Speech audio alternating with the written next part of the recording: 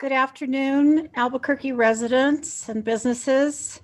I am Council President Cynthia Borrego. This is the 31st meeting of the 24th Council, and we will bring this meeting to order. I believe that all of our councilors are present this afternoon. Is that confirmed, Ms. Pena? I mean, Ms. Ortega? Okay, thank you. All right, so all of our councilors are present this afternoon. We are going to start with the Pledge of Allegiance in English, and I would ask Councilor Harris if he would lead us in that effort. And Councilor Bassan, would you do us the honor of the Spanish version? Thank you.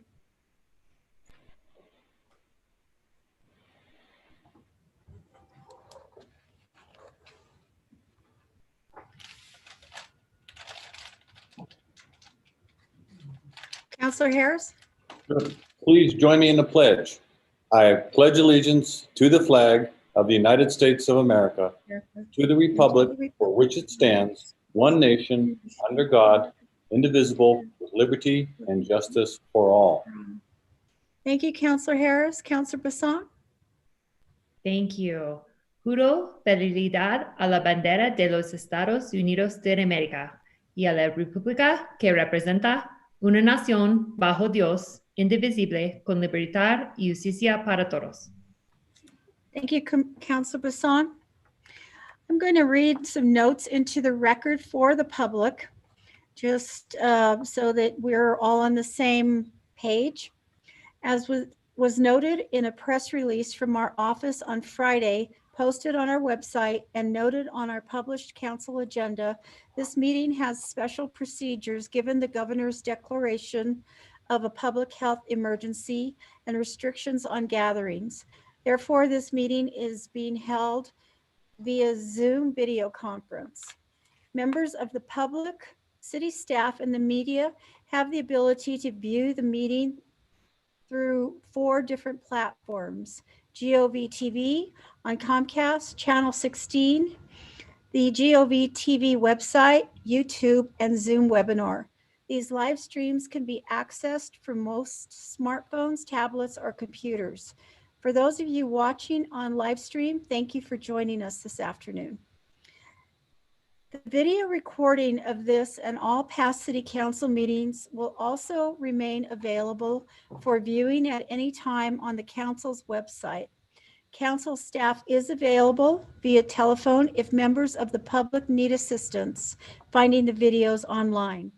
Please call 768-3100 for assistance during normal business hours, which are Monday through Friday, 8 a.m. to 5 p.m. The council accepts live general public comment. Although we had no individuals sign up to speak at today's meeting, written comments were received and distributed to councilors in advance of today's meeting. So with that, we're going to move on to our first order of business, councilors. And our first order of business is we are going to sing happy birthday to Councilor Brooke Bassan, who won't tell us how old she is. And it is going to be led by Councilor Sena. Thank you, Councilor Sena, for volunteering. Thank you, Madam President. I guess councilors, please join me in wishing Councilor Bassan a happy birthday. I did not elect to sing. As many know, I'm not a singer, so please forgive me. So please join me. Happy birthday to you. Happy birthday to you. Happy birthday, dear Councilor Bassan. Happy birthday to you. Thank you, Councilor Sena. That was outstanding. Thank you so Convince us much. all to never have a birthday again. Oh, it's ugly. Sorry, guys. I thought Thank you all. I think it was lovely. Better than I would do. Thank you very much. Thank you, Madam President, and all councilors and staff. Thank you, Councilor Bassan. We hope you have a great year. With that, we are going to move on to a presentation from Ed Harness, on a little more serious note regarding the CPOA quarterly report. Mr. Harness. Good afternoon, Council President Borrego. I submitted for you a one-page summation of the quarterly report. Thank you, Julian. This reflects the period of January through March of 2021. The case findings, the casework there, that reflects about 40 investigations that were closed during the period of time with those listed findings. Also, I added the board's review of the serious use of force cases. All of those are level 3. They do not involve an officer-involved shooting for this time period. So there were 11 where the board concurred with the Force Review Board, and there was one case where the board found a sustained finding of a policy violation that the Force Review Board did not. Moving on, outlining the policies that the CPOA board has reviewed either at the Office of Policy Analysis or at the Policy Procedure Review Board and was brought to the board for full comment. And then just a couple of miscellaneous factors. I responded to 3 officer-involved shootings and 2 in-custody deaths during this period. And the board held a special study session to complete its self-assessment regarding board trainings and duties. So that ends my report, and I stand for any questions. Thank you, Mr. Harness. Are there questions of the council regarding Mr. Harness's report? I see a question from Councilor Sena and Councilor Pena. Councilor Sena. Thank you, Madam President, and thank you, Mr. Harness. This is just a brief summary. I see that this is a new report that was not referred to Public Safety, and this is different from the one that we discussed in Public Safety Committee, which was dated in 2020. Is that correct? Yes, Council President Borrego, Councilor Sena, yes. In accordance with the ordinance, I'm to provide a verbal report to City Council on a quarterly basis, in addition to the semi-annual written reports which are produced. So, Mr. Harness, I'd love to see a little bit more of an in-depth like we have seen. I'm guessing it'll come to Public Safety eventually to know a little bit more in depth of some of the cases that you reported. So I appreciate that. Certainly, Council President Borrego and Councilor Sena, it will be more in depth in the written semi-annual report that covers the first 6-month period for 2021. Thank you, Mr. Harness. Thank you for that question, Councilor Sena. Councilor Pena. Thank you, Madam President. I guess my question, I didn't really need to ask. Councilor Sena covered it. I just really would love to have more of an in-depth report, but I guess your obligation is to provide a verbal report quarterly. Is that what you said, Mr. Harness? Council President Borrego, Councilor Pena, yes. In accordance with the ordinance, I come and give a brief verbal report quarterly, and then we provide a more in-depth semi-annual report that's written that will probably be on your next agenda for the first 6 months of 2020. Mm-hmm. So thank you, Mr. Harness. Madam President, I mean, maybe this question is for Mr. Melendez. Just briefly, I think, you know, in light of everything that's happening, would it require us to change your ordinance to have a more in-depth report quarterly instead of semi-annually? I just think it's just so important in light of everything that's going on, and I'm very interested. Unfortunately, I'm not on public safety. I think one of the challenges that we're having is we want to be on all the committees, but we don't have enough time. And I know there's a lot of in-depth conversation about what's happening in terms of public safety in the city of Albuquerque, but I'm interested in kind of really outlining some of some of the cases, just a more in-depth report on a regular basis so that we can be more proactive as a council. Mr. Melendez, would you like to comment? Sure, Madam President, Councilor Pena. The ordinance does require a report periodically, but it doesn't give much detail as to what should be included in that report. Our office would be happy to coordinate with Mr. Harness to discuss what might be appropriate, and if need be, we could prepare an ordinance amendment to look at that more closely. Thank you, Mr. Melendez. Thank you, Madam President. Just so that he knows what the expectations are, that we're not just hitting him with a bunch of questions, and kind of we can have a gauge. I think as we move forward, I think those are always important so that we can have a gauge and some benchmarks. And I'll look forward to that meeting, Mr. Melendez. Thank you, Mr. Harness. Thank you, Councilor Pena. Mr. Harness, did you want to comment at all about the, we are having several appointments tonight to try to fill our vacancies on the board, and I just didn't know if you had any comments regarding that. Council President Borrego, we appreciate the work of the council to get the 2 appointees that you have on your agenda today. We did meet with both of the candidates through the outreach subcommittee, myself, Vice Chair Galloway, and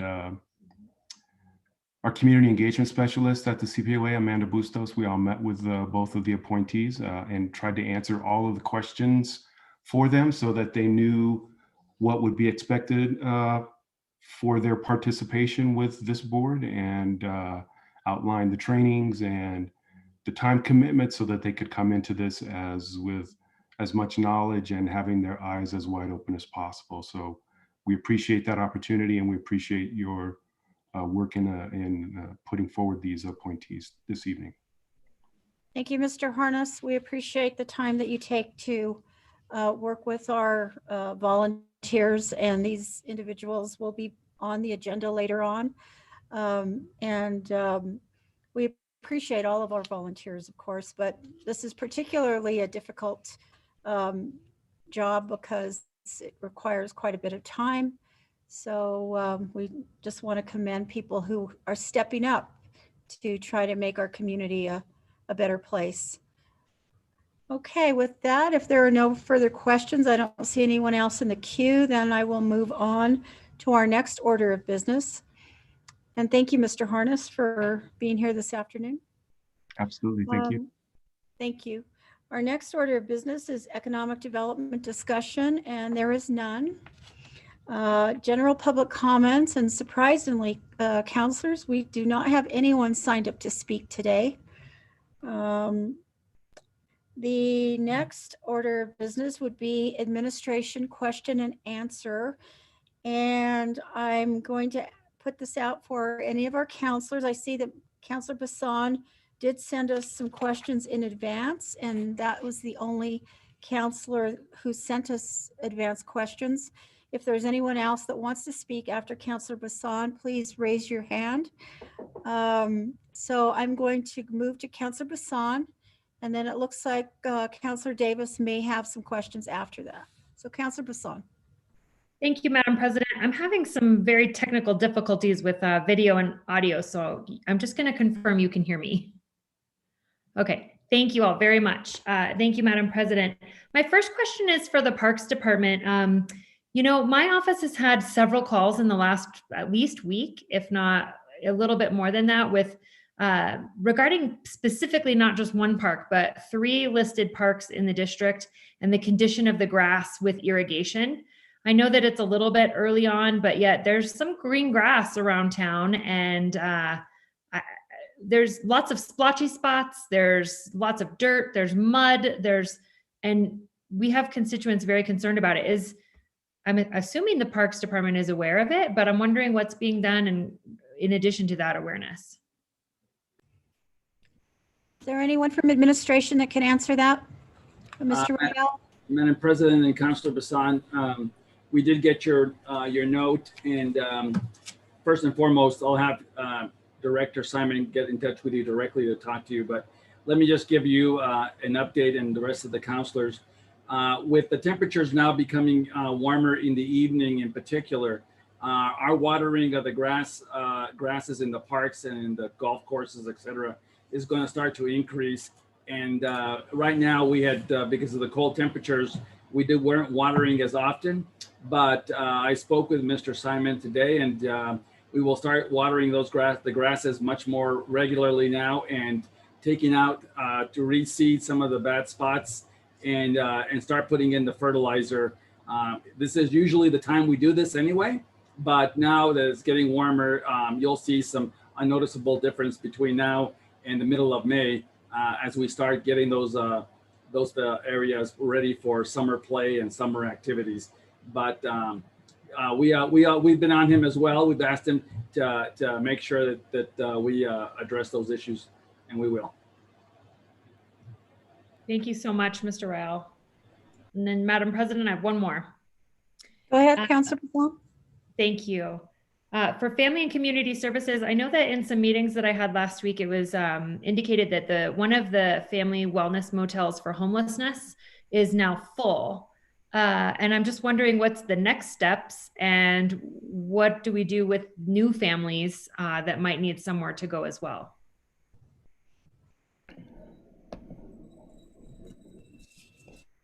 Mr. Rael.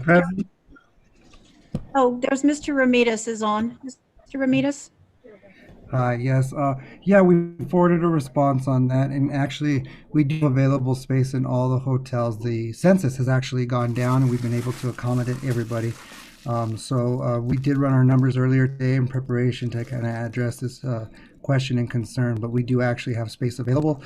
And when we do reach capacity, should that happen, our nonprofit providers are able to look at a motel voucher if that's necessary. But we haven't had to use that. There's actually space at our wellness hotels for referrals and for families. And we continue to work closely also with Title I, who does have a lengthy list of families who, under their definition of Title I and homelessness, are still experiencing some challenges, but we have been able to accommodate all referrals that are coming in. Wonderful. Thank you so much for that. It's good to hear that we're able to, sounds like, house people and get them moving through the process. Madam President, that's all for my questions. Thank you.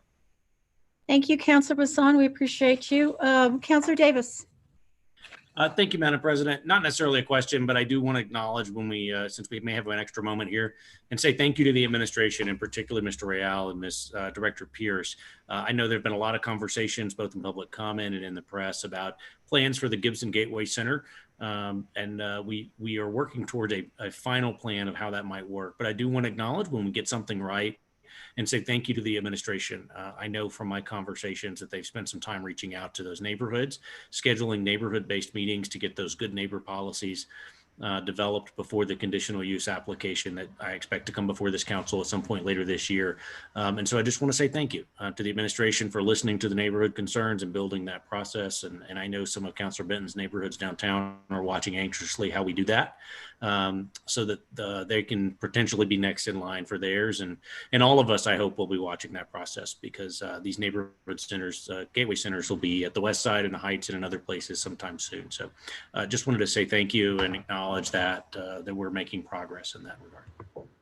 Thank you, Councilor Davis. And we just noticed that you've been in the news a little bit lately, and thank you for getting the word out and working with the community. Councilor Sena. Thank you, Madam President. My question's for Director Holcomb, if he's here, in regards to transit, but if not, with Mr. Rael. There was some constituents that noted the bus schedule, and I know that we're not completely back at 100% yet, but there, in terms of the route, some of them were really struggling to get to some of their vaccine appointments. One person noted it took him 3 hours a round trip to get to his vaccine appointment. So I'm just wondering, transit schedules, what it looks like, where we're at, and kind of how we can kind of improve some of that. Madam Chair and Councilor Sena, thank you for the question. First and foremost, as you know, we've started to expand the service as the pandemic and the governor's, if you will, orders have become, shall we say, has opened up the city a little more.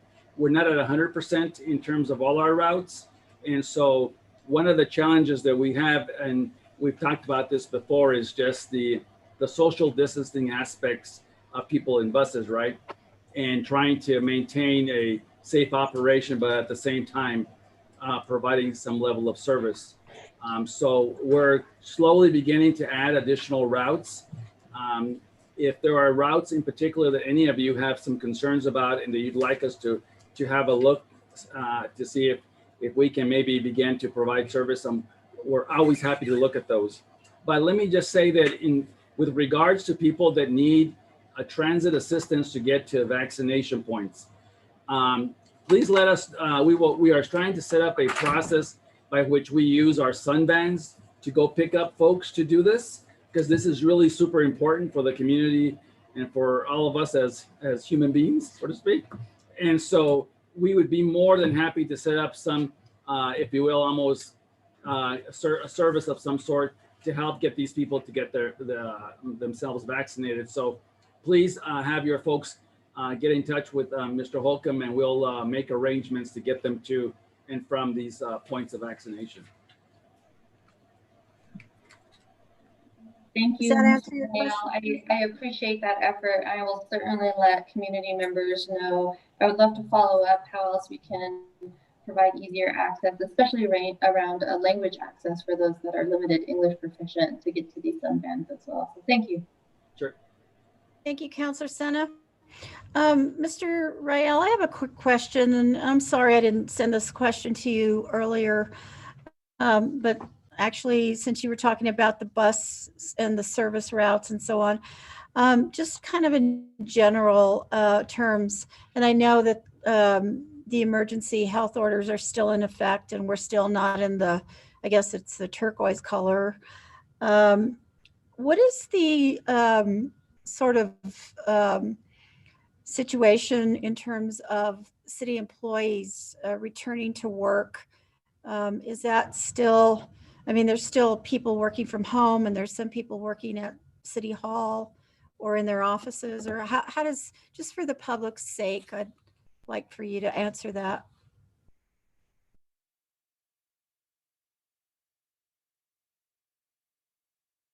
Mr. Rael, I think you're muted. Sorry about that, Madam President. My trusty operator here was asleep at the switch here. Anyway, just kidding. Madam President and councilors, we've been talking to department heads individually because of the nature of all of the different kind of services that we provide. And what we have asked all our folks to start doing is to start scheduling business by appointments only as we slowly move from yellow into, hopefully, into green, which basically means that a lot of our departments, like our planning department, if folks will call in and set up an appointment, we'll certainly accommodate that and try and create a safe space for them to come in and do their work. And so most of the departments are beginning to roll out that kind of an effort, especially those departments like parks and some of the departments that aren't in this building, if you will. In Main City Hall, if folks walk into or come to get some service, we'll obviously find a way to work with them. But for the most part, we're asking folks to try and do, if you'll call, an appointment service only.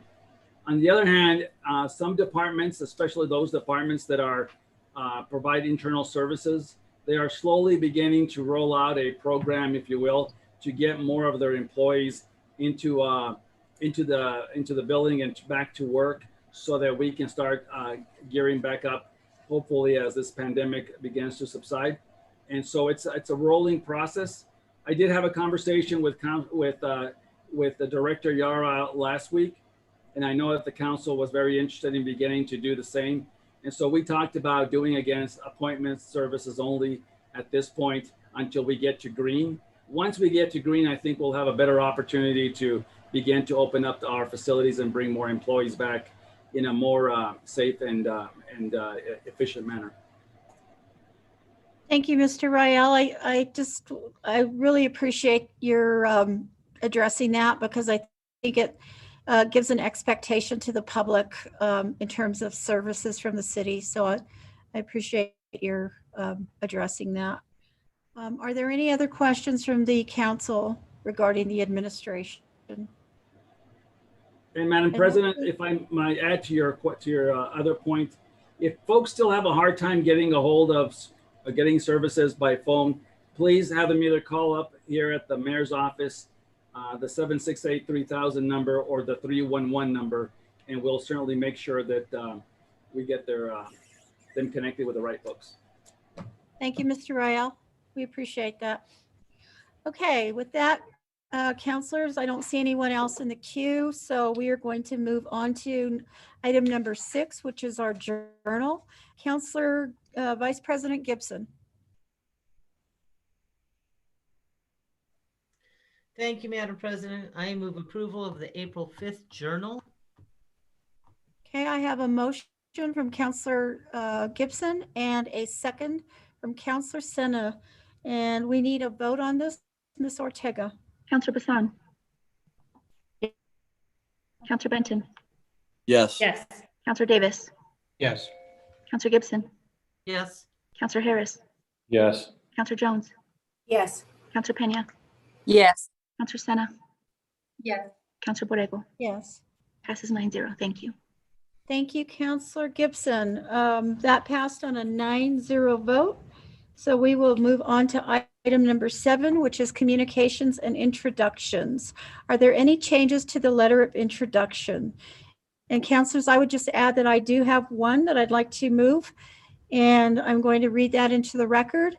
I move that the rules be suspended for the purpose of placing OC 31 on today's agenda for action. OC 31 is a staff recommendation to appoint Ms. Gioni Ralph to the Civilian Police Oversight Agency Board. And I have a second from Counselor Sena. Are there any questions from counselors? If not, we need a 2/3 vote from counselors on this particular item, and I will move to Ms. Ortega. Counselor Bassan. Yes. Thank you. Counselor Benton. Yes. Counselor Davis. Yes. Counselor Gibson. Yes. Counselor Harris. Counselor Harris. Counselor Yes. Harris. Yes. Thank you. Thank you. Counselor Jones. Yes. Counselor Pena. Yes. Counselor Sena. Yes. Counselor Borrego. Yes. 9-0. Thank you. Thank you, counselors. That OC 31 passes on a 9-0 vote. I will go back to our Council Vice President, Counselor Gibson. Counselor Gibson. Yes, I move approval of the letter of introduction. Second. I have a motion and I have a second from Counselor Jones. Are there any questions? If not, we need a vote. Ms. Ortega. Counselor Bassan. Yes. Counselor Benton. Yes. Counselor Davis. Yes. Counselor Gibson. Yes. Counselor Harris. Yes. Counselor Jones. Yes. Counselor Pena. Yes. Counselor Sena. Yes. Counselor Borrego. Yeah. 9-0. Thank you, counselors. That passes on a 9-0 vote. And I would just like to go back and welcome Ms. Ralph to the, I'm sorry. Yeah. Oh, I'm sorry. Excuse me. I'm sorry. Sorry, counselors. I was getting ahead of myself on that one. So we're going to go on to reports of committees, but I do want to acknowledge Ms. Ralph for stepping up and being willing to serve, even though we still have to vote on this. Mr. Johnson as well as Mr. Johnson. Thank you. So our next order of business is reports of committees. And Councilor Bassan. Thank you, Madam President. The Finance and Government Operations Committee met on Monday, April 12th, and reports out the following items. In the matter of EC 307 and EC 309, that they be approved. In the matter of EC 312, 313, and Councilor Bassan, we're having some trouble hearing you. 14 that received noted. Councilor In the Bassan. matter of EC 306, that it be approved and be acted on at the meeting at which it is reported.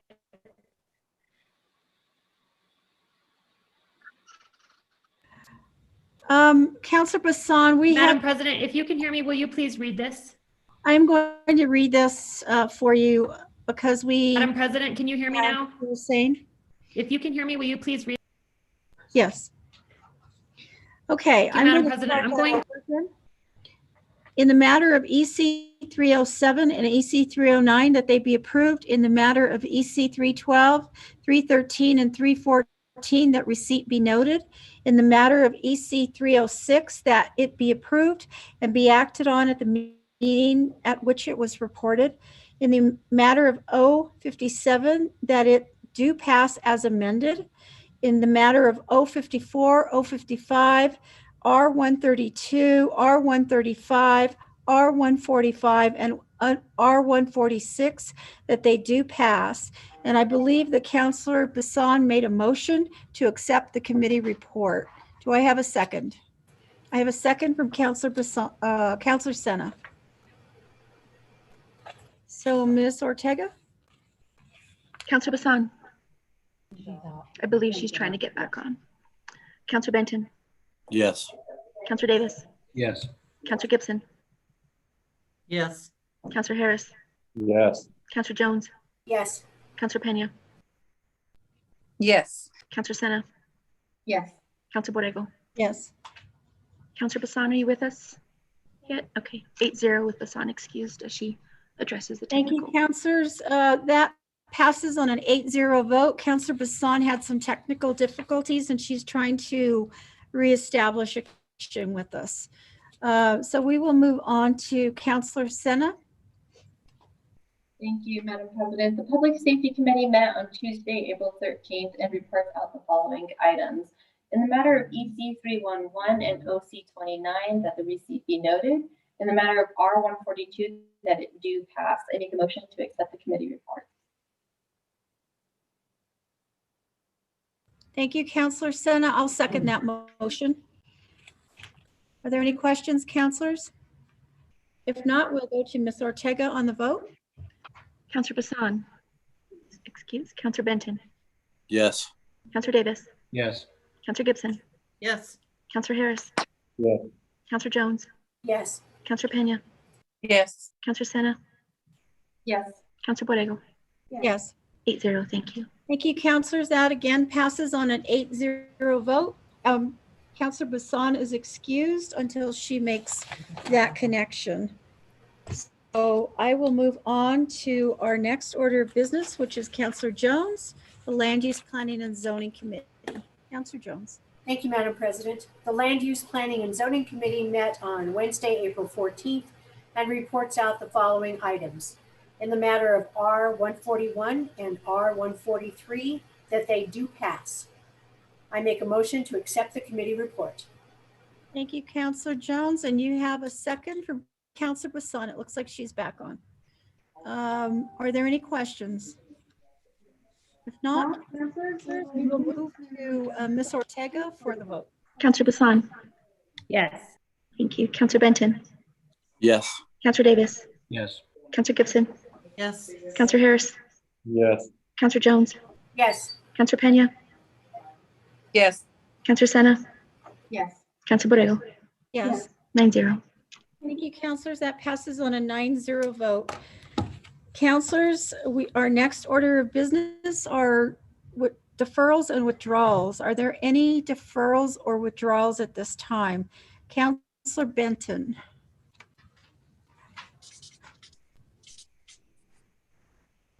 Madam President, bear with me.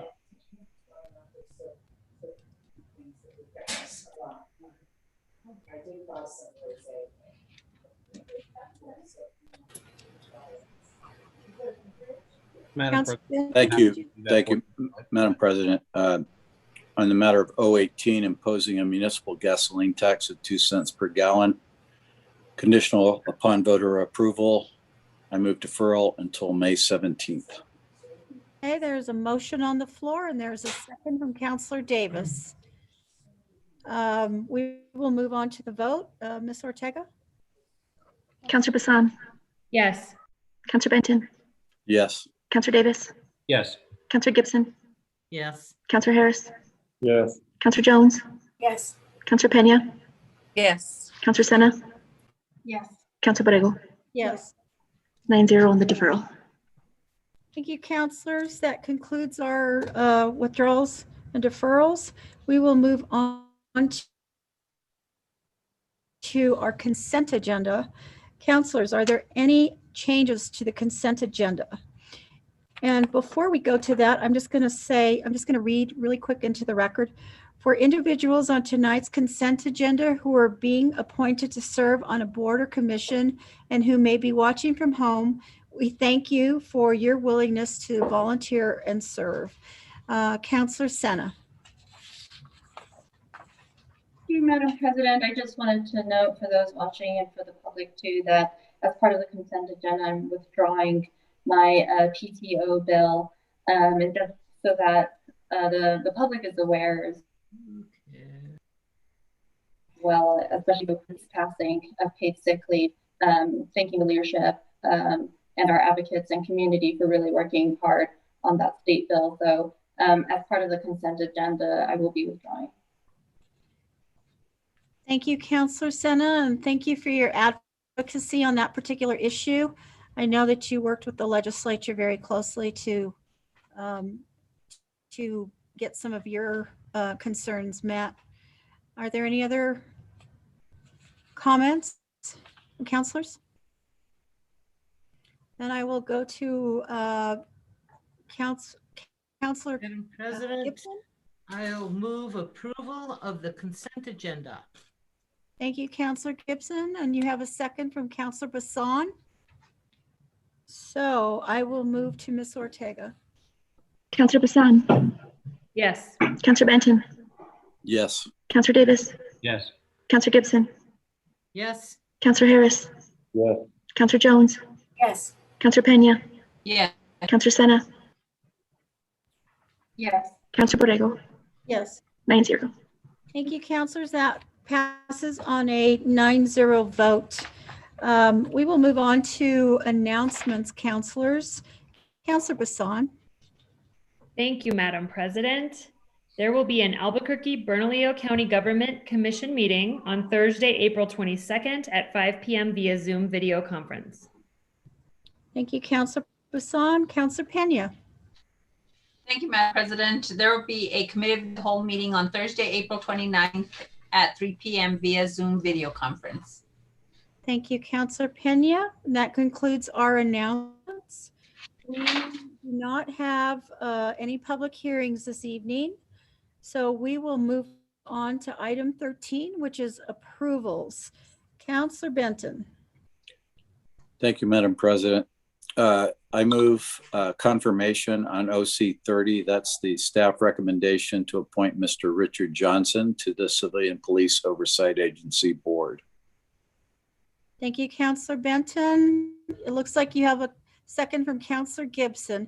Counselors, I just remind you to use your raise the hand feature on your computer as you second items. We also have a second from Counselor Davis, or is that a comment? I have a question for the nominee, Madam President, when that's appropriate. Okay, do we have the nominee, Mr. Johnson? Are you with us? Can you unmute yourself? Thank you so much. Counselor Davis. Thank you, Madam President. Mr. Johnson, thank you for joining. Yes, I am here. I'm currently on the bus on the way. Oh my goodness. Well, we're glad you're coming back. If you can hear me okay, I wanted to ask a very quick follow-up that came up during our last meeting, and I know you were not available then. But Mr. Johnson, in part of your background check for this position, it was reported that you had led a movement or an effort to oppose the public health orders of the city and of the governor as a part of, I believe it was your church or your business. And I wonder if you could tell us a little bit about that decision-making and why you chose to ignore that law. More specifically, I think the question had come up from some members of the public about whether you, how you would address police officers who chose to ignore ordinances of the city in a similar situation. Mr. Johnson. Yes, yes, I can address that. What happened was that I did not ignore any of the public ordinances. Mr. Johnson, can you speak a Everything little slower? was done according to having the distance. What had happened was is that we had a baptism. Excuse me? Do you want me to speak a little lower? Madam President, I think you'll say the same. I don't believe Mr. Johnson's connection is sufficient for us to. No, we're not getting a very good connection, Mr. Johnson. I'm sorry. We didn't really, it wasn't audible for us to understand. Okay, can you hear me now? Yes, can you speak slow, please? Yes, I can definitely speak slow. So what had happened was is that during the time that we had the church open, we had followed all the guidelines. What had happened was is that there was a baptism that was scheduled, and the following day would have put us out of the ordinance according to what the governor had stated. And so what happened was we could not stop the baptism because we had people coming from out of town. Now, opposed to the question that was posed about the police not following the orders, I did not go against the order. I really believe that it was our right as believers and as Christians to hold that meeting and to do those things. I understood that what the governor had meant, and after that meeting, I then followed the orders. So we had to baptize those people that were coming from all over the state, and we could not make other arrangements. But after that, I did shut down according to the health order. Thank you, Mr. Johnson. That was much more audible. Thank you so much. Did you understand that, counselors? I think you did. Madam President, I didn't get much of that, but you know, I'd like to be able to follow up with them a little more. Again, I'll defer to other counselors in here, but I just want to raise a concern. As I understand it from Mr. Sylvan in our office, Mr. Johnson was unavailable in the last few weeks to answer questions. I think they finally were able to connect today to follow up and complete his background check. But I do raise question, and again, it's not a personal thing against Mr. Johnson, but it is a broader question about whether how we would deal with police officers who chose to ignore those laws. I think that's the critical piece here. And while I understand Mr. Johnson and his congregation felt that it was important for them to continue those efforts, we were all working very hard to ensure that everyone followed the same rules that were inconvenient and for other churches, for other small businesses, and quite frankly, for the city. And as well, I appreciate that. It does raise. Mr. Johnson, could you turn off your video? We may get a stronger audible connection. If you could just turn off your video. My video is off. Madam President, I see other folks have questions. So let me just say, I think maybe it would be better if we defer this another 2 weeks. I understand there's not another CPOA meeting that would happen until this would happen, and we could move to the other folks, but that would be possibly my recommendation, so we can have a chance to speak with Mr. Johnson more clearly. Okay, we have 3 other counselors that are wanting to speak. Counselor, is that a motion? No, I just want to throw that out there for conversation, but I'll listen to the other comments. All right, I'm going to go to Counselor Jones, and then I'm going to go to Counselor Benton, and then I'm going to go to Counselor Gibson, and then Counselor Harris. Thank you, Madam President. I was trying to get attention there to suggest very closely what Counselor Davis has asked for. And since none of us have had the opportunity to speak with or get full information on Mr. Johnson, there is no rush on this appointment. I would think it would be in the best interest of everyone to include Mr. Johnson, so there are no questions when he is appointed, if and when he is appointed, that we do this correctly. This is not a minor committee that has no responsibility. So I would like to follow up on Counselor Davis's that recommendation, and hopefully he'll make a motion that we defer this for at least 2 weeks, and until we've all had an opportunity to ask questions and get answers from some of the things that we're wondering about it. No disrespect to Mr. Johnson, but certainly there are questions and they should be answered. Thank you, Madam President. Thank you, Counselor Jones. Counselor Benton? Yes, thank you, Madam President. As a kind of an informal practice, I think, for these appointments, a small group of counselors has historically met with the proposed appointee with council staff. Less than a quorum of the council has done that. This is really the first time I had participated in that type of interview with a prospective candidate, and also met with Ms. Ralph as well, and had very good conversations. I think it's a legitimate question in that that Mr. Johnson, Reverend Johnson, was out of town and wasn't able to answer questions. So I have no objection to the deferral, and I encourage other counselors to speak with him and get their questions answered. It sounds like they were unusual circumstances. I'm not going to weigh in on whether they were appropriate or not, but now that I know about them, it's fine, and I have no objection to a deferral. It sounds like it would not affect the operations of the board if we deferred it for one more time around. Having said that, we've really got to fill out the appointments to this board. This is such an important board, and it is hard to find people who are willing to step up, as Council President Borrego described it. I'll, as the person whose name was put on this appointment, I'll go ahead and move the deferral myself at this point. Thank you, Counselor Benton. It looks like you have a second from Counselor Harris. Counselor Harris?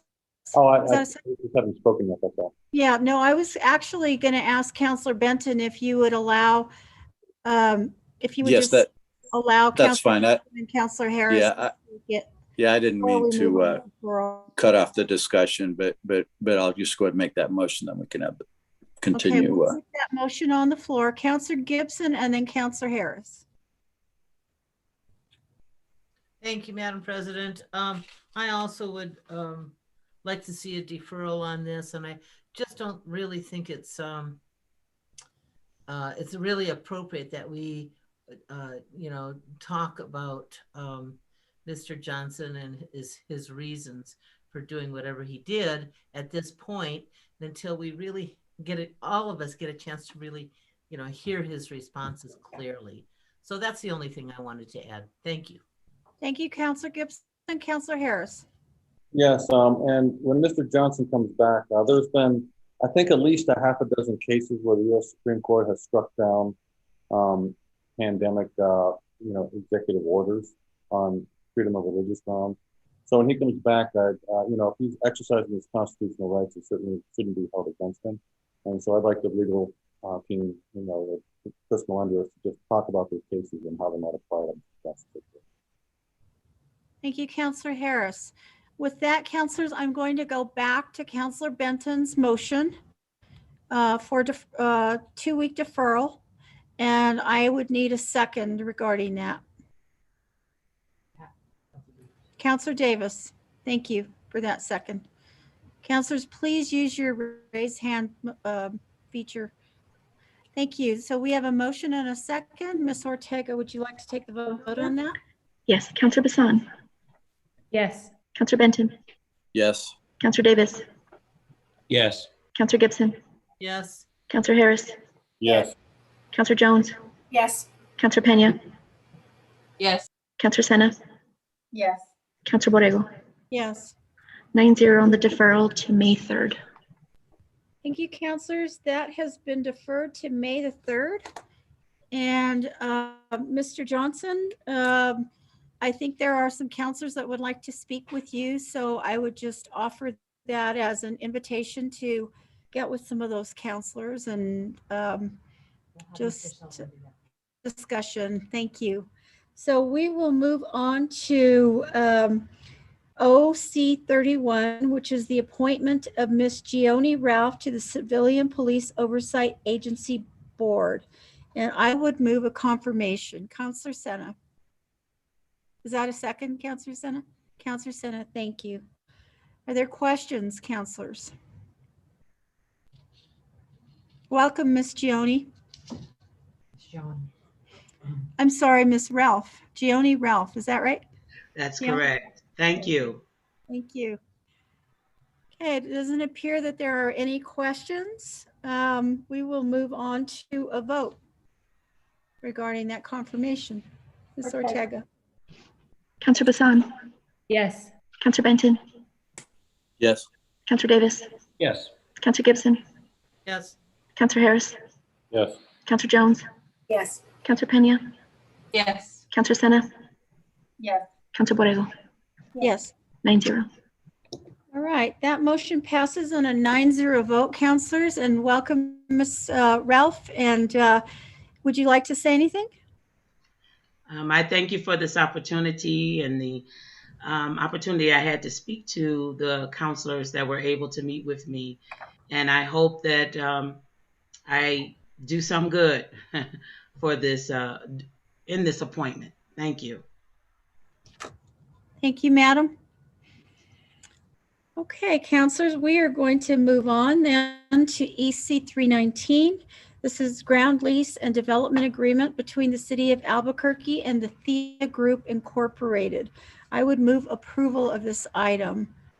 Do I have a second?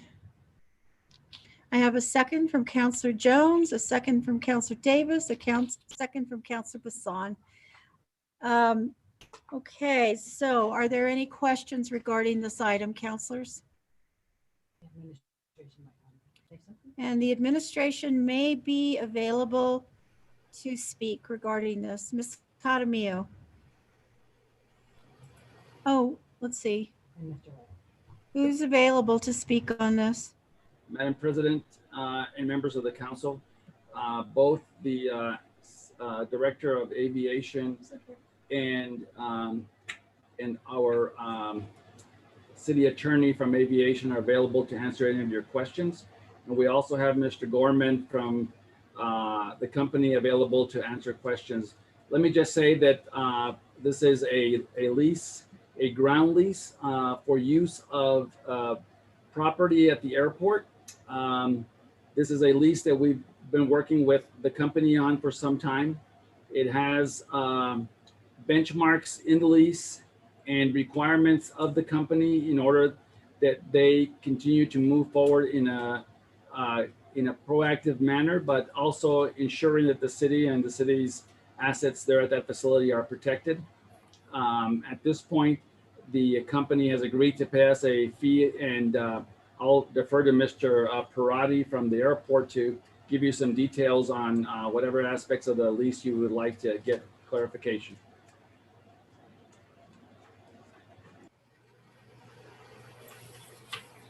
Okay, I see a couple of counselors that want to ask some questions.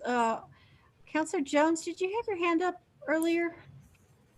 I did, Madam President, but I simply wanted someone to give a presentation so the people at home could understand what was going on. And Okay, you're the first one that I saw. That's why I'm asking. thank you. I took it down when Mr. Raul decided to say something. So thank you. Okay, Counselor Gibson and then Counselor Benton. Thank you, Madam Chair. I just want to express a lot of gratitude to our Department of Economic Development and the Department of Aviation. I probably should have said aviation first, but you get what I mean. I'm just really excited about this lease and the agreement that we have with the Orion Group, and very glad to see this happen. This is a great agenda. I wish we had agendas like this every single meeting. Thank you, Counselor Gibson. We will go on to Counselor Benton and then Counselor Sena. Madam President, I'm happy to hear the presentation before I ask a question. I didn't realize there was going to be a presentation. Counselor Sena, would you like to wait until after the presentation as well? Okay, we will move to the presentation then.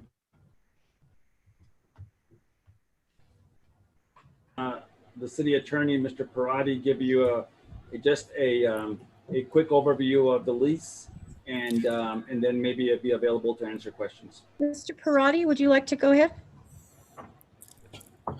Thank you, Madam President, and councilors, Mr. Al. I would defer to my director, Nika Allen, first. She has done a great deal of work on this lease, knows as much about it as I do. And so, Nika, do you have any initial comments that you'd like to make? Sure. Thank you, Peter. Council President Borrego, members of the council, thank you for taking the time to review this impressive economic development initiative and land lease at the Albuquerque International Sunport. For more than a year now, TGI has been referring to the company as Group Orion and this development as the Orion Center, and we will be using those references throughout this meeting. On behalf of Group Orion, Reed Gorman is available to answer any questions you may have, along with the group attorney, Jenica Jacoby of the Rohde Law Firm. As with any development of this magnitude, we have worked with Group Orion from the beginning to develop milestones throughout the process. We're very excited about this project and what it means for the community, and have taken the appropriate steps to ensure it comes to fruition. These milestones include establishing fair market value rental rates by using a recent land appraisal of the area, providing plans for utilizing local companies and workforce, undergoing environmental assessments, providing a deposit for holding the land, proper permitting and bonding, construction phasing plans, annual rental fees upfront, and many more. We would just like to thank you and are available, as I mentioned, to answer any questions, and Peter can additionally add support to the lease elements. Thank you, Ms. Allen. Mr. Parati, would you like to weigh in? Thank you, Madam President. Yes, and I'm willing to, of course, take any questions that you may have. With respect to the lease terms, the rent was perhaps one of the more difficult concerns that we had, but in a very good way. It's because a lease of this size of property has rarely ever been done in Albuquerque or in the surrounding community. So we did have an initial appraisal done. We had our consultants look at this for us. We had another appraiser look into this situation, and then there's the benefit of the bargain, which has to be considered in any type of a development like this. And of course, the construction period, which is going to be extensive and last approximately 10 years, yet most of the construction will be done in the first 4 years of the lease. So during those first 4 years, the rent will be $500,000 a year. That'll get paid in the first 2 years, $1 million upon signing of the agreement, and $1 million on the first anniversary of the agreement. Beginning on the 5th anniversary of the agreement, the rent goes up to 25 cents a square foot, and then that will get accelerated through an escalator of 2% per year until the 9th year of the lease, when another appraisal will be done. In 9 years, we have no idea what the value of property in Albuquerque will be. Our anticipation is that it'll be much more valuable than it is now, and so the lease rate will be reset at that point, and then at each 10-year point thereafter, there will be another appraisal, and both the lease rate and the escalation amount and method will be set at that time. If there are any other questions that any of you have regarding the lease, I'm certainly here to respond to that. Thank you, Mr. Parati. I'm going to go back to Councilor Benton because he did have some questions, and then I will move on to Councilor Sena.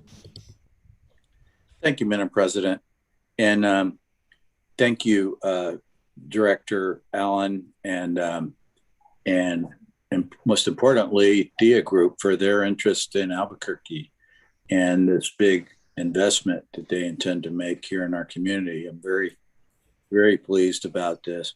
I have a very simple question that goes back to the staff write-up, and that is that it characterizes kind of the evolution of the lease and of the development as moving from south to north.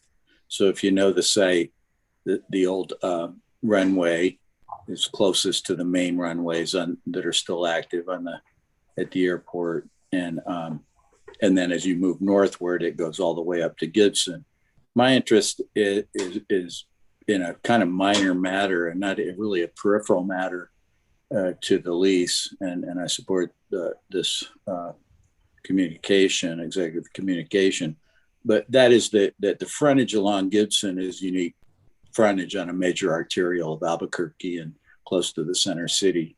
And the way the staff write up, and Mr. Pirati, you can help me with that, or Director Allen, but it kind of characterized it as the development is progressing from south to north. In other words, progressing from closer to the main runway and then sort of lastly to the land at Gibson. And I think that's important. Not that we don't wish the greatest success to this project, but that's kind of a longer term part of the master plan, if you will. And that it's important that we're cognizant of that. And if for some reason, even if the project is super successful, that those are kind of, in a way, the least critical lands to this project, and that those would then, in the event that they're not developed over a period of time, would still revert to the city's control for development of whatever we see fit. But again, I think my take on it is from the standpoint of the project itself. Those are less important lands. But if we were just looking at to do some development in the city of Albuquerque these days, they would be pretty important lands. Thank you, Madam President. I'll just listen to Councilor Benson. I guess that was in the form of a comment rather than a question. Is that? Well, it was asking for confirmation asking for just confirmation on that assessment.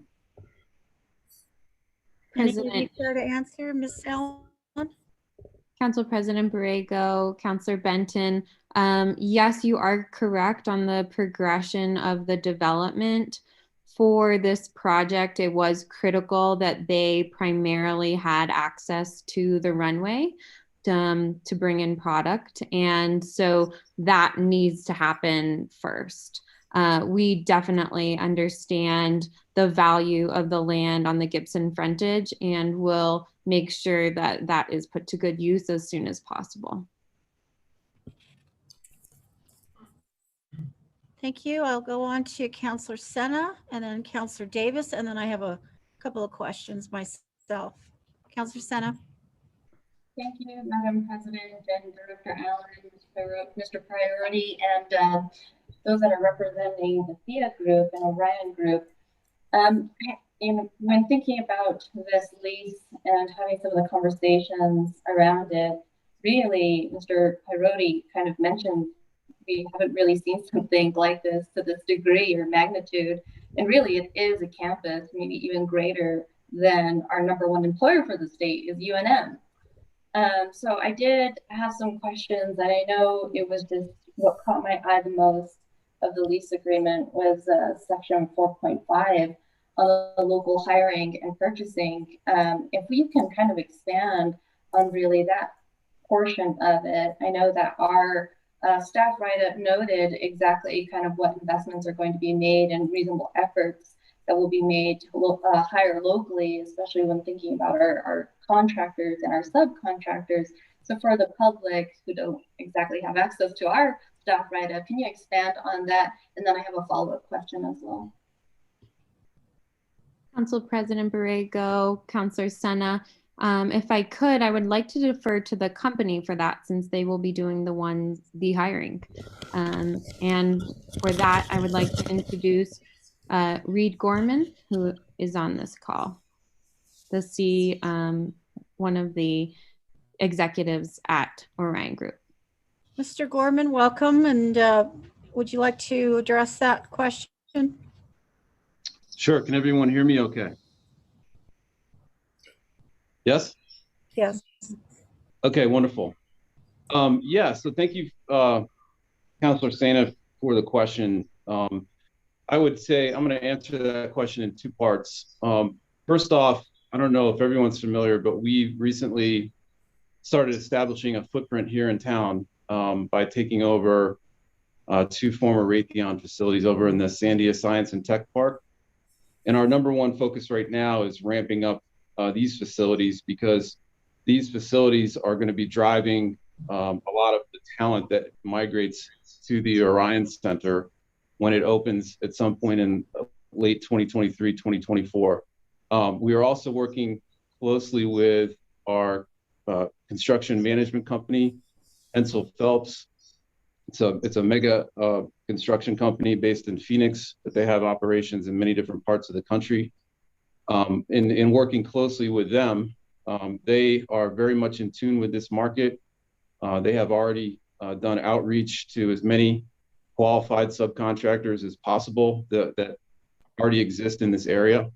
And our number one priority is to make sure if one of those firms is qualified, that we would be able to utilize their services and their staffing. On a project of this magnitude, being able to exactly predict how many folks that are local or live in the state will be able to be employed by this project versus folks we may have to bring in because there's not possibly enough people locally to support the project is a little bit hard to predict.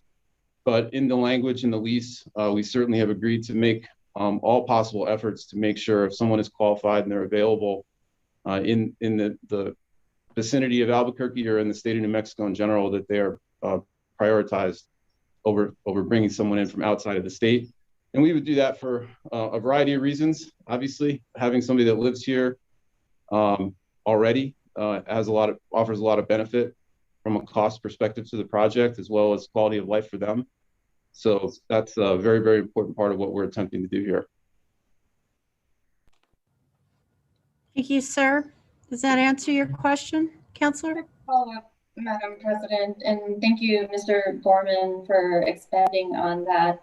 And that's what I think a lot of this project is about: is investment in our communities, investment in more jobs, and expanding on really what we can see the Orion Group do for our community and our state.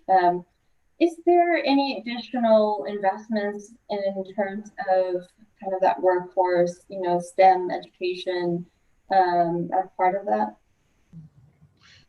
Yes, very much so. Again, it's a little bit early because we're, roughly 3 years away from fully deploying our staff into that facility, if everything stays on schedule. But we are actively meeting with higher education in the state. Last week, the Dean of Engineering and Computing at the University of New Mexico was here for an extensive introduction to what our plans are. On May the 4th, I have a meeting with President Hartzler at CNM to explore quite a bit of curriculum development opportunity that they can bring to the table in their unique model, which is very much appreciated by a company like us coming to the area. So other higher education opportunities are going to develop as well, but we've already started having some of those conversations. And over time, I'm sure a lot of those initiatives, as they become formalized, will also become public knowledge and be good talking points.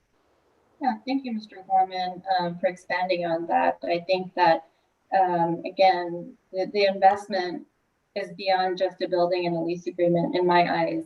It's really an investment in our community and the future of our kids too, and thinking about good paying jobs. And this is more of a comment to Mr. Coyote and Director Allen, is really the consideration of this lease agreement, not just for local hires, but also, as Director Allen touched on, this is really environmental laws and impacts as well, taking good consideration into that. So I just want to extend my appreciation and thank Mr. Gorman and the Orion Group for considering Albuquerque. Well, thanks for your consideration as well. We're excited to be here.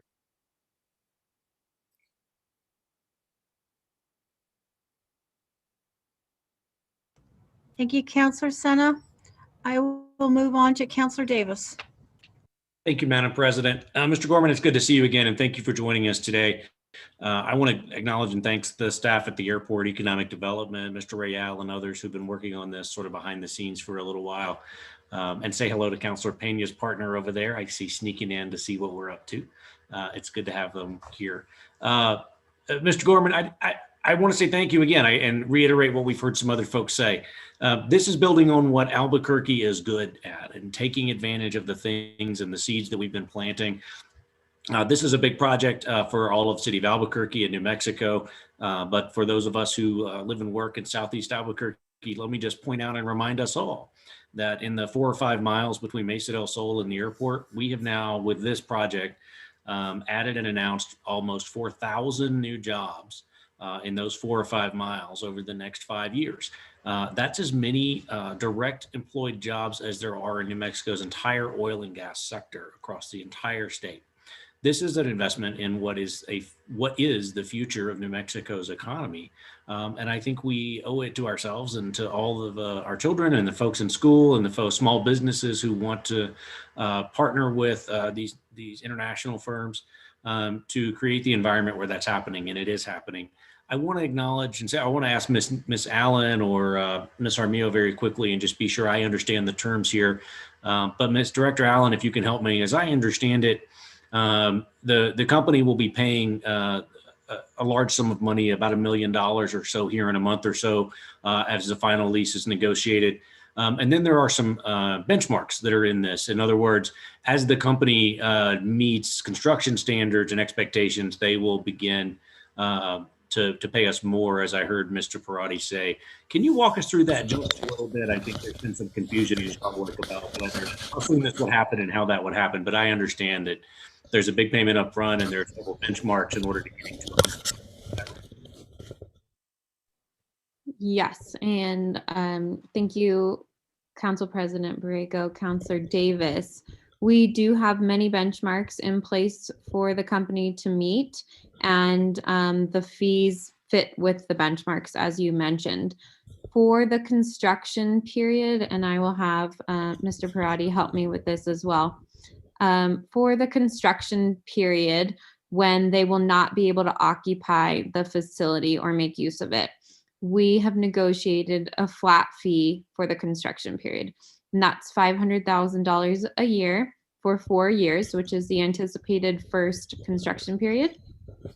During that time, we are getting those payments up front, however, in 2 lump sum payments of $1 million each. $1 million will be as soon as this lease is signed, and then $1 million next year. And then from there, we will move after the construction period and they actually gain occupancy of the building. We'll move to the lease rate, which was agreed upon and figured out through an actual appraisal of the land that was agreed upon between the parties. And that will be escalated by 2% a year until we reevaluate the price of the land and the value. And if you have, does that answer your question? Okay, great. Thank you, Director and Madam President. Thank you. It does. Madam President, if I could follow up and then I'll be mute. But I wanted to ask Mr. Gorman, and I think he sort of touched on this, but I want to point out that that the Thea Group Orion is not waiting on this project to get started in Albuquerque. I understand that you've gone through an extensive process to lease the old Raytheon buildings and are beginning a construction facility there as well on the other side of the base, sort of. Mr. Gorman, if I get that right, in other words, your company's making a big investment here now to bring workers and begin a facility there that will be a companion to this larger facility down the road. Is that what I understand? That is 100% correct. We are officially in town. We've been in town, starting to build a team out now for going on 90 days. And hopefully by the end of this calendar year, we're going to have quite a bit of activity in these 2 facilities, which are approximately, well, there's actually 3 buildings. between the two properties, about 175,000 square feet of space. So we have quite a bit of room to be able to start growing a team, start operating our business here pre-Orion Center.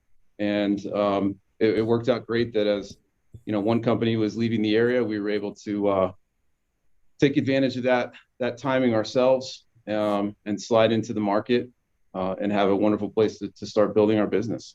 So we're really happy to be doing that. Thank you, sir, and thank you, Madam President. I have no more questions, and I support the lease. Thank you, Councilor Davis. And thank you, councilors, for asking your questions in the interest of our due diligence. I do have a question, and I think I already know the answer.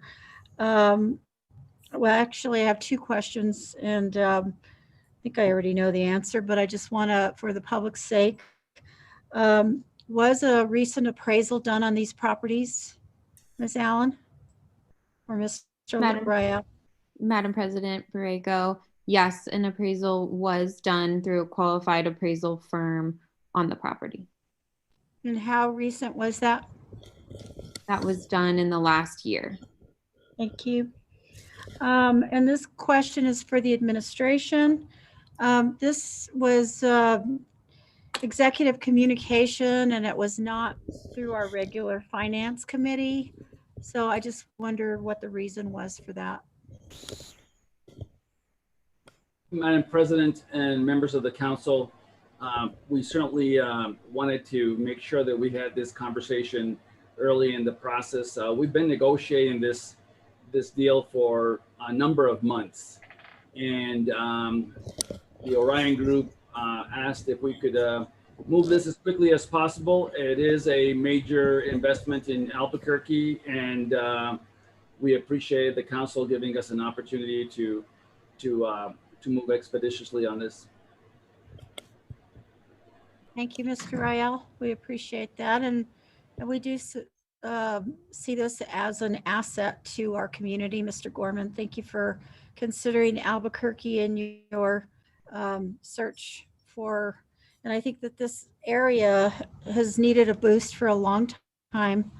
I know, did you ever find out, Mr. Gorman, about the housing project on the base, which we talked about briefly? From our conversation the other day, I have not yet gotten that feedback, no. Okay. All right. I had mentioned to Mr. Gorman some time ago, the base was looking at adding additional housing in the area closer to the, I guess, the access to the base area. And I just wondered whatever became of that master plan. And that was probably 15 years ago, possibly. And we didn't seem to get any answers regarding that. So I just, I guess that didn't happen. Okay, councilors, are there any other questions regarding this project? I don't see any questions in the queue. We had a motion and a second, and then we are going to need a vote on this particular item. So I will, Ms. Ortega. Councilor Bassan. Yes. Councilor Benton. Yes. Councilor Davis. Yes. Councilor Gibson. Yes. Councilor Harris. Yes. Councilor Jones.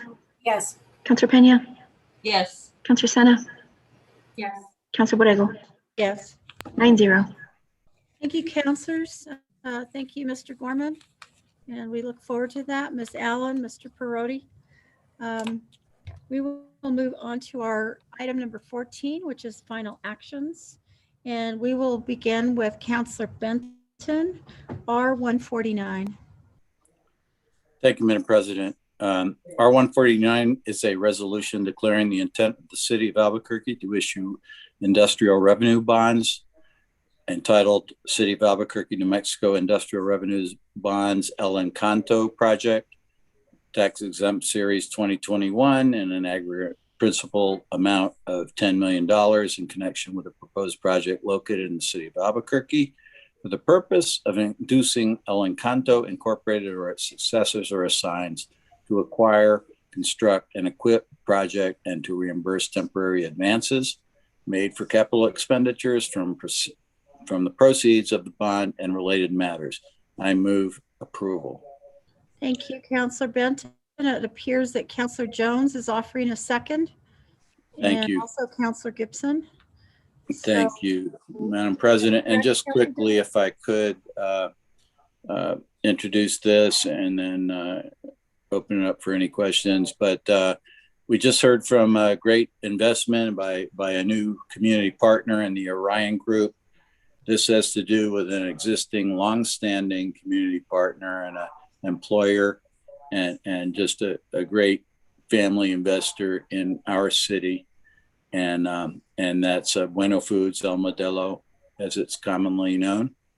And that's what this is about. This is the IRB, and we have another bill to follow with regard to the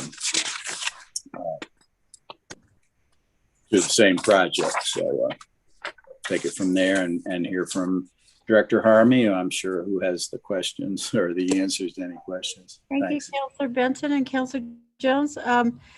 Ms. Jaramillo, are you prepared to give a presentation? Yes, I am. Thank you. Good afternoon. Thank you, President Borrego, and thank you, Counselor Benton, and thank you to all of our city councilors this afternoon. As Counselor Benton mentioned, there are two Bueno Foods transactions, and I will refer to as El Encanto as Bueno Foods. Commonly known as Bueno Foods. Now, I am here to first review with you a request for an inducement for a tax-exempt industrial revenue bond to finance their planned expansion. Now, the company is seeking a $10 million tax-exempt industrial revenue bond for the company's freezer expansion project. I'm sure you all know this, but since inception, Bueno Foods has grown into one of the largest producers of New Mexican and Mexican foods in the Southwest. And your approval today will help the company to continue that growth. Now, the company plans to construct a 25,000 square foot freezer warehouse just adjacent to their existing manufacturing facility in the South Barelas Industrial Park. The Bueno Foods expansion will allow the company to increase its frozen food sales in New Mexico and expanded markets outside of our great state. The bonds will be tax-exempt industrial revenue bonds. The interest on all New Mexico IRBs is exempt from New Mexico income tax. And in order for interest on IRBs to be excludable from gross income for federal tax purposes, numerous other conditions apply, including receiving approval from the State Board of Finance. I'd like to also mention that this IRB will be self-financed, and under the agreement, Bueno Foods will receive a 90% property tax abatement on any existing buildings or improvements on their existing site, and a 90% abatement on any personal property, existing or new, for that site. They will also receive an exemption on any gross receipts or compensating taxes due for the purchase of new equipment purchased with the bond proceeds and owned and operated by, particularly for that site. And the value of this investment to our residents, to our small businesses, and to our city is really substantial. And over the company's 70-year history, Bueno Foods has really shown time and time again that it is an important part of the community. They are a valued employer. And some of the benefits include, and I'll just say this in closing, they include a capital expenditure of $10 million to be invested in the construction. This project will directly result in creating 49 full-time equivalent jobs over a 6-year period and adding 80 to 100 construction jobs, 80% of which are expected to be filled locally. And also like to mention that an independent fiscal impact analysis by our partners over at UNM Bieber shows that both projects that we're discussing today will make a substantive contribution to the community, and that the city could realize a positive tax benefit with this project over the life of the bonds. In sum, Bueno's project will support local small businesses, workforce development, job creation, of course, land use improvements. And it is for these reasons that we in the Economic Development Department strongly recommend approval of Bueno Foods IRB requests. I'd like to thank you, President Borrego, and the entire City Council for your consideration. I would also like to thank Bueno Foods for its continued partnership and dedication to Albuquerque. I'd also like to recognize our partners over at the State Economic Development Department. And with us today is our bond attorney, Chris Muirhead, who can answer any technical questions. And we also have Omar Solis from UNM's Bureau Business of Economic Research. And from the company, we have Jackie Baca, the president of Bueno Foods, their counsel, Eddie Duffy, and we also have Deb Inman here from our partners over at AED. And with that, I'll stand for any questions. Thank you, Ms. Jaramillo. That was very well done. And I just want to recognize Max Gruner as well. I wanted to say to Jackie Baca, hello, because I worked with her when we did the original Bueno Foods expansion. And so, again, I say if you're with City Hall long enough, you can see things come to fruition and then some. Councilors, do we have questions of Ms. Jaramillo or any of her team? Any of the owners or I see Councilor Bassan. Councilor Bassan. Thank you, Madam President. I just want to make sure I stepped away just for a quick moment, but there's an amendment, correct? Yes, there's going to be a floor substitute. And we haven't presented that yet. It doesn't appear that there are any questions. Thank you all for being here this evening. And also I have to recognize Chris Muirhead, our bond attorney. So Councilor Benton, do you want to introduce your floor substitute? Thank you. Yes, Madam President, I move the floor substitute for R149, which is in our iPads and in the. Thank you, Councilor. I'll second that. And I see a second also from Councilor Bassan. Okay, are there any questions regarding the floor substitute? Any comments from Director Jaramillo or any of the other individuals on the call? Does not appear so. So Councilor Benton, with that, we will move on to Ms. Ortega for the vote. Councilor Bassan. Yes. Councilor Benton. Yes. Councilor Davis. Yes. Councilor Gibson. Yes. Councilor Harris. Yes. Councilor Jones. Yes. Councilor Pena. Pena? Step away. Yes. Yes, thank you. Councilor Sena. Yes. Councilor Borrego. Yes. 9-0 on the floor sub. Okay, councilors, with that, we'll go back to the original bill, which is R149. And if there are no further questions, then we will take a vote. Ms. Ortega. Councilor Bassan. Yes. Councilor Benton. Yes. Councilor Davis. Yes. Councilor Gibson. Yes. Thank you. Councilor Harris. Yes. Thank you. Councilor Jones. Yes. Councilor Pena. Yes. Councilor Sena. Yes. Councilor Borrego. Yes. 9-0. Counselors, thank you for that. That passes on a 9-0 vote. And we will go on to the next item, which also involves El Encanto Incorporated, AKA Bueno Foods. Counselor Benton. Thank you, Madam President. In the matter of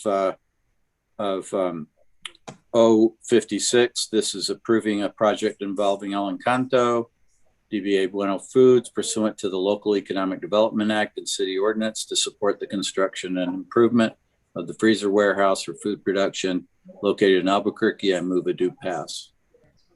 Thank you, Councilor Benton. And I have a second from Councilor Jones. And just quickly, Madam President, yeah, this is the LEDA project. These are $500,000 in state funds for which the city will be the fiscal agent. And I'm sure Director Jaramillo or Mr. Gruner can fill us in on this one.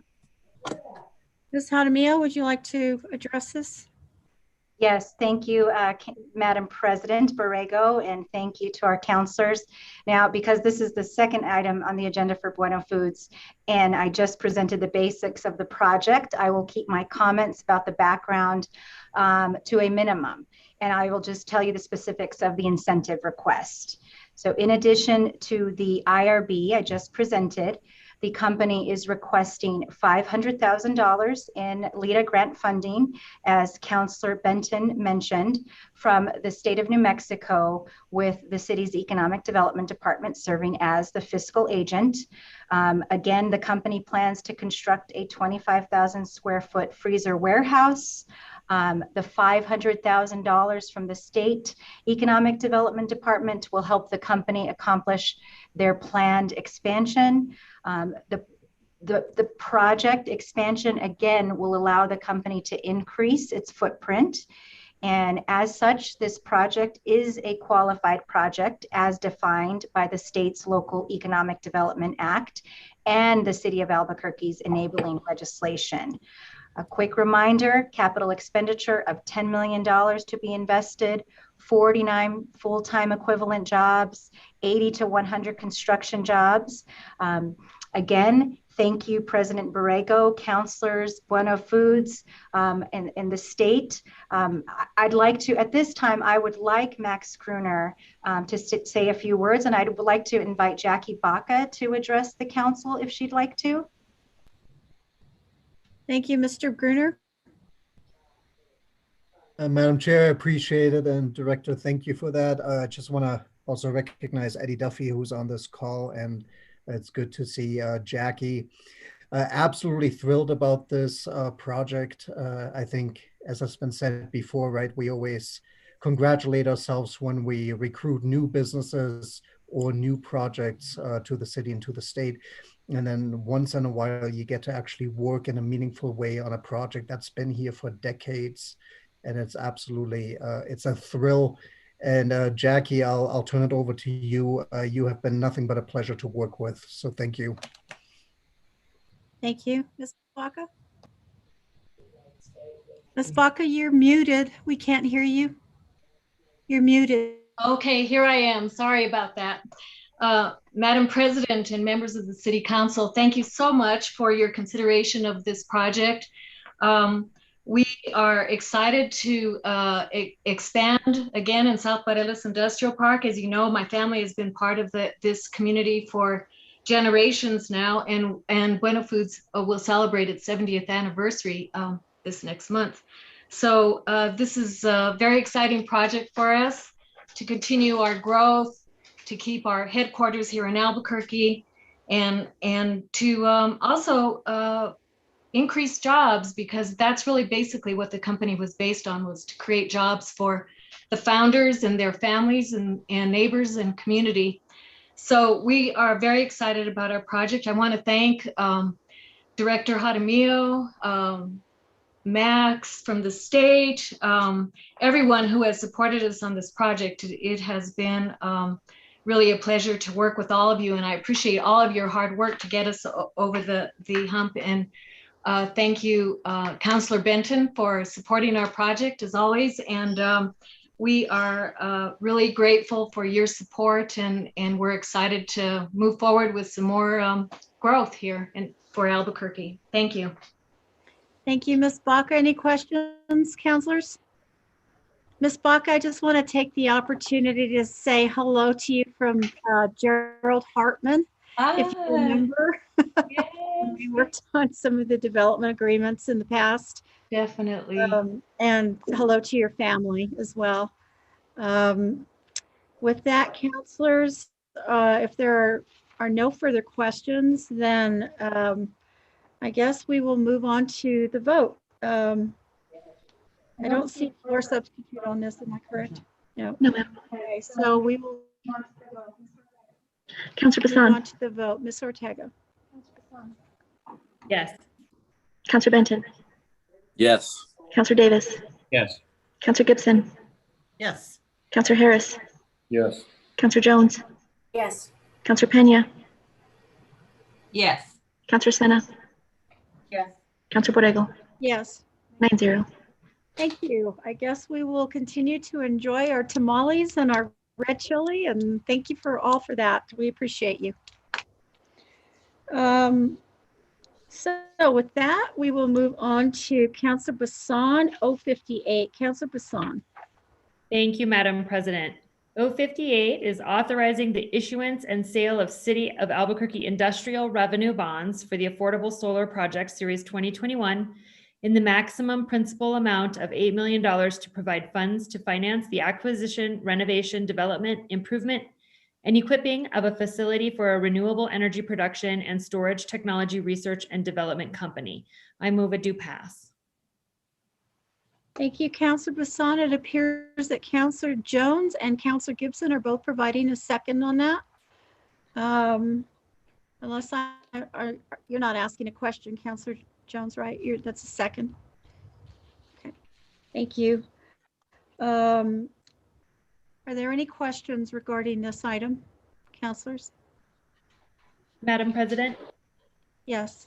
If I may, I would like to request that Mr. Muirhead also speak to this, but I do have a floor sub to move, and it's my understanding that it's going to be mostly detail oriented on fixing some of the technicalities. Would you like for him to speak first, or would you like to move your floor substitute? I think that let's go ahead and let him speak first, so that way we will hopefully have more success with moving the floor sub. Okay. Thank you. Mr. Muirhead, welcome. Thank you, Madam President. Councilor Bassan.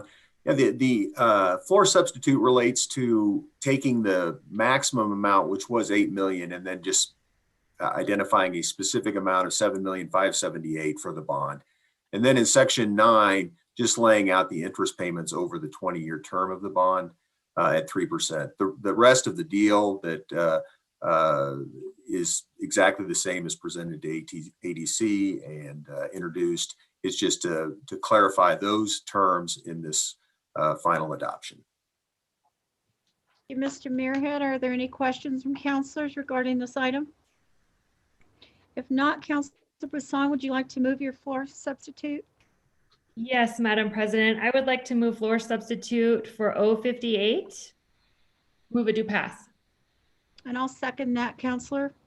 Thank you, Madam President. And then if we can have Director Jaramillo sum up the entire ordinance, that would be preferred, please. Thank you, Ms. Jaramillo. Go ahead.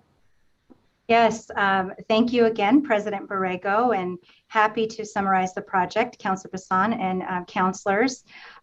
This project here is also a request for an industrial revenue bond. However, it is a traditional IRB versus the tax-exempt IRB that I just presented in the previous project. Affordable Solar Installation was founded in 1998 and has grown significantly in Albuquerque since that time. And they've really become a major player in the solar industry, not just statewide, but nationally. And the company's rapid growth has led them to seek a new facility to consolidate and continue to grow the various divisions of their operations in Albuquerque.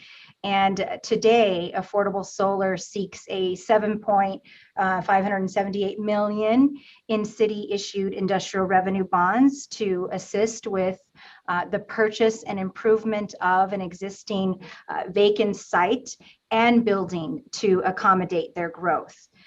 The company will consolidate their operation at the new location, which will hold their corporate headquarters, as well as their research and development warehousing, logistics and light manufacturing of assembly of component parts.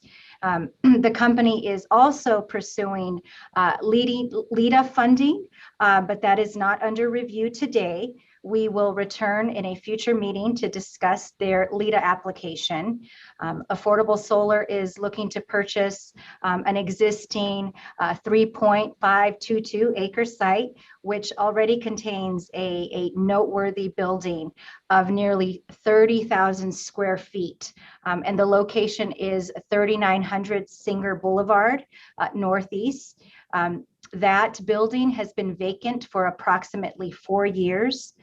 The company expects to spend approximately $2.5 million on improvements to the existing site and facility, which will benefit the surrounding businesses and neighborhood, of course. Important to note that the IRBs will be self-financed, and under the agreement, Affordable Solar will receive a 75% property tax abatement on any existing buildings or improvements on their existing site, and a 75% abatement on any personal property, existing or new, for that site. They will also receive an exemption on any gross receipts or compensating taxes due for the purchase of new equipment purchased with bond proceeds and owned and operated by and for that site. Also, I'd like to mention that since its beginning in 1998, Affordable Solar has continuously invested in the community by creating jobs. They've been an important part of the local renewable energy industry. Also, we'll note that this project will be the next step in their growth and continued investment in our community. And some of the benefits include a capital expenditure over $6 million to be invested in the building, acquisition and construction. This expansion will bring new economic activity and, of course, revitalize a building that sat vacant for 4 years, and it will increase the property's value. This project will directly result in creating 70 high-paying economic-based jobs with average salaries over $64,000, of which 90% will be current Albuquerque area residents. And the projected jobs will be created over a 5-year period. Also like to mention that an independent fiscal impact analysis was conducted by Bieber, our friends over at Bieber. Not only will Affordable Solar's project boost our local renewable energy industry, but it will also support local small businesses.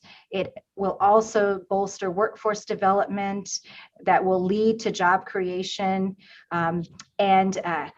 Council President and councilors, it is for these reasons that we in Economic Development strongly recommend approval of Affordable Solar's IRB request. I'd also like to mention, I failed to acknowledge our partners over at AED, Deb Inman. She was prepared to speak on our 2 previous projects, and so I'd like to apologize, but I'd like to thank Council and President Borrego for considering this project. And I'd like to invite Sean Ricketts, who's the Chief Financial Officer and who is representing the company, and also Max Gruner and Deb Inman to speak at this time. Mr. Ricketts, Ms. Inman, and who is the third person? Cynthia? Max Gruner, our partners over at the State Economic Development Department. Great. Okay, go ahead, Mr. Ricketts. Welcome. Thank you, Madam President, and thank you, members of the council. Thank you, Mrs. Adamio and Ms. Inman and Mr. Gruner also for your support throughout this process and this project. We're very excited to be able to consolidate our operations and to expand in the city and to maintain our headquarters here in New Mexico. We have a lot of opportunity, as Cynthia mentioned, not only in New Mexico, but nationwide in solar.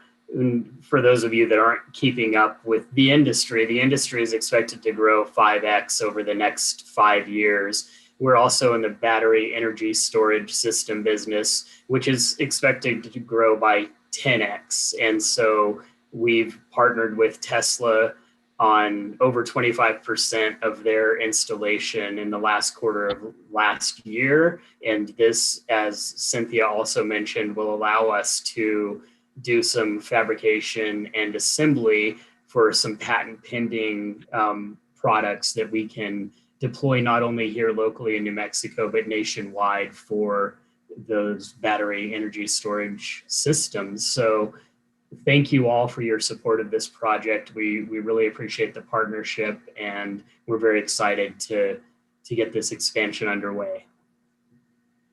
Thank you, Mr. Ricketts. And Ms. Inman, we apologize.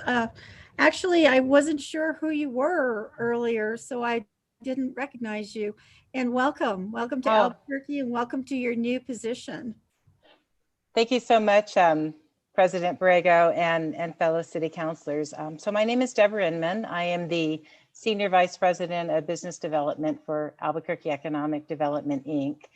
And I'm here today to respectfully request the council's approval of Affordable Solar Installations IRB project. The company is an innovator and has developed products and methods designed to reduce costs and allow for rapid deployment of solar and energy storage projects. Their ongoing research and development activities have resulted in the development of a foundation and wiring chassis solution that enables efficient, consistent deployment of installation of large-scale battery energy storage products. As many of you know, battery storage of renewable energy resources is critical for the ultimate success of renewable energy as an alternative energy generation resource. We are excited that the company is expanding its local footprint and to include what is going to be their component manufacturing operation right here in Albuquerque. And we respectfully request and thank you for your consideration of the IRB project before you today. Thank you, Ms. Inman. And I guess Mr. Gruner, would you like to say a couple words? Thank you, Madam President, councilors. You know, we will be back in front of you in about a month to talk about LEADER for this wonderful company. And Sean, it's really good to see you. I just wanted to go on the record and point out that this project in particular really highlighted for me the collaboration between the state, the city of Albuquerque, and especially AED. And I just want to really thank Cynthia and her team and Deborah for bringing this project to us, for explaining it to me. I can be a little dense sometimes, and just never letting go of it. And I'm so thrilled about the final outcome. So Cynthia and Deborah, thank you very much. It's a great partnership. Thank you, Mr. Gruner. It's great to see that we're taking advantage of our almost 365 days of sunshine in New Mexico. Councilors, do you have any other? Councilor Bassan, would you like to close on your floor substitute? Thank you, Madam President. You know, as long as there's no further questions, I'm hoping we kind of covered it all. I urge your support on the floor sub and on the ordinance itself. Thank you. Thank you, Councilor. We will move on to Ms. Ortega for the vote. Councilor Bassan. Yes. Councilor Benton. Councilor Benton did notify me that he had to leave the meeting at the moment. Councilor Davis. Yes. Councilor Gibson. Yes. Councilor Harris. Yes. Councilor Jones. Yes. Councilor Pena. Yes. Councilor Sena. Yes. Councilor Borrego. Yes. 8-0 on the floor sub. Thank you, councilors. That passes on the floor substitute passes on an 8-0 with Councilor Benton excused. We will move on to the original bill. Councilor Bassan, would you like to close? I urge your support. Thank you. Thank you, Councilor. All right, we will move on to the vote. Counselor Bassan, Yes. Counselor Davis, Yes. Counselor Gibson, Yes. Counselor Harris, Yes. Counselor Jones, Yes. Counselor Pena, Yes. Counselor Sena, Yes. Counselor Borrego, Yes. 8-0. Thank you, counselors. 058 passes on an 8-0 vote. And we will move on to item E, which is our last item this evening. And that is R150, Counselor Sena. Thank you, Madam President. R150 is adjusting fiscal year 2021 general fund appropriations to provide for additional support for the Pan-Asian student community and providing a supplemental agreement with the New Mexico Asian Family Center for administration of the program, and move a due pass. Thank you, Counselor Sena. I'll second that. Counselors, are there any questions? It appears not, Counselor Sena. So with that, would you like to close, Counselor Sena? Yeah, Madam President, I have the Executive Director, Sachi Watase, of New Mexico Asian Family Center with us today to speak really on some of the services that New Mexico Asian Family Center provides and really thinking about our youth.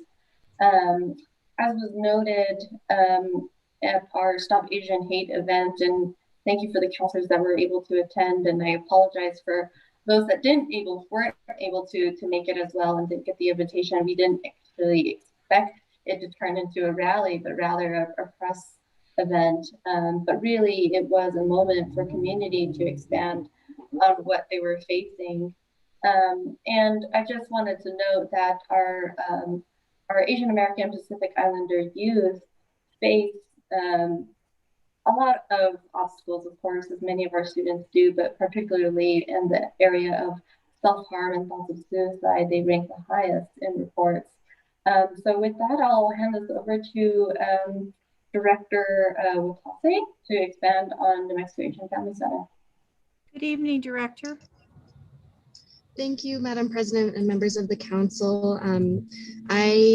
I'm sorry that I have my camera off. I'm just driving home right now, but thank you for having me here. And I'm just wanted to share that, yeah, we have a lot of really important programming that we were hoping to expand for our youth, especially around mental health and self-care, and creating spaces, safe spaces for them to process and have a space to have their identity seen.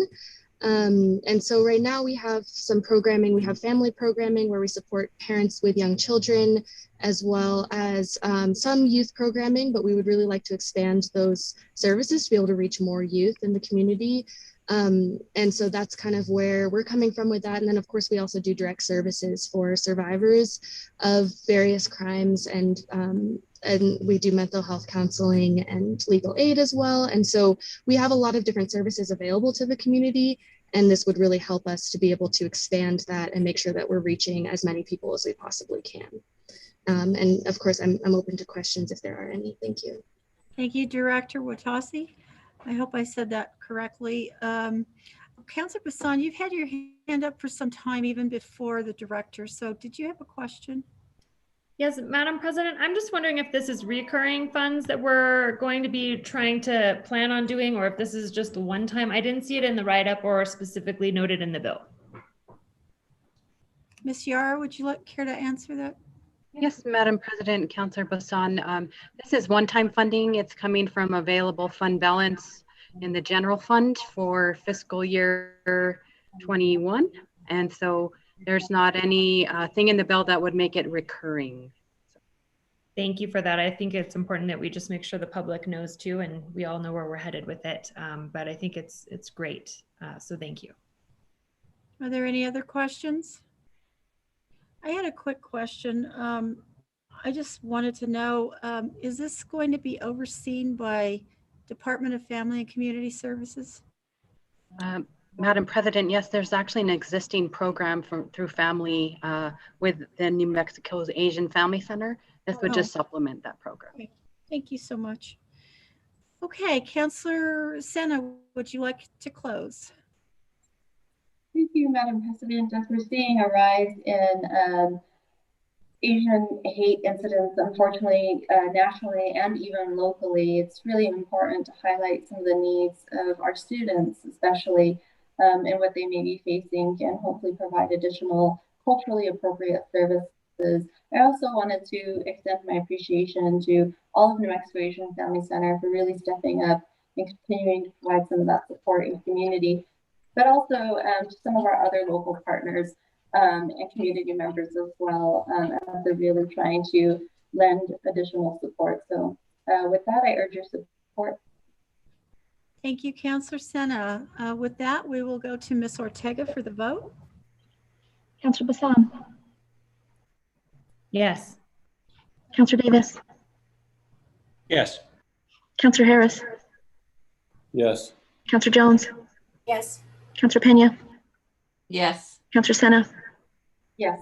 Councillor Borrego. Yes. 7-0 with Councillors Benton and Gibson excused.